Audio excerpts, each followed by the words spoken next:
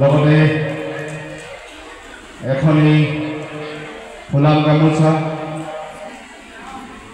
এখনি শৰাই এটি সৰুদয়া জাপিৰে তেখেতক এখনি সকলোৱে তেখেতক সম্ভাষণ জনাবৰ বাবে অনুৰোধ জনাইছোঁ। মই আৰু মাননীয় মণিভূষণ ছাৰ আমি তিনিও লগ হৈ দিহিংপৰীয়া সাধনা বঁটা নামেৰে এই বঁটা প্ৰৱৰ্তন কৰাৰ কাৰণে নিৰ্দিষ্ট কোনোবাই বিহু এখন উদযাপন কোনো ধৰণে পইচা লৈ যাব নোৱাৰে, কিন্তু একমাহ দুমাহ সময় দিয়ে এখন বিহু উদযাপন কৰিব কাৰণে জাতিটো লাভ হয়। আমাৰ নতুন প্ৰজন্মই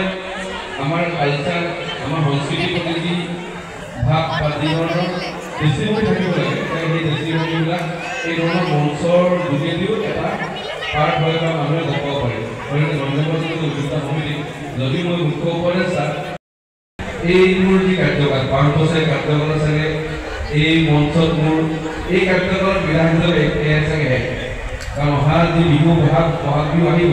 সেই সময়ত আমাৰ নিৰ্বাচন হ'ব বা হৈ উঠিব। যদি ৰাইজৰ আশীৰ্বাদ থাকে বিধায়ক চাগে আমি একেবাৰে বিহু উদযাপন কৰিব পাৰিম, কিন্তু এই কাৰ্যকালৰ স্বাভাৱিক মোৰ কাৰণে আগামী মুহূৰ্ত আনহাতে বাকী ৰাইজৰ সন্মুখত মই নিজকে শেষ কৰাৰ কাৰণে বিধায়ক থিয় হৈছোঁ বুলি ক'ব নিবিচাৰোঁ, কিন্তু এই কাৰ্যকালৰ চাগে এই মঞ্চত মোৰ শেষ থিয় হৈছোঁ ওজন কৰাইছে আৰু সদায় আশা কৰিম যে নাহৰকটীয়া বাকী ৰাইজৰ কাৰণে এনেকৈ কাম কৰি যাব পাৰোঁ। আমি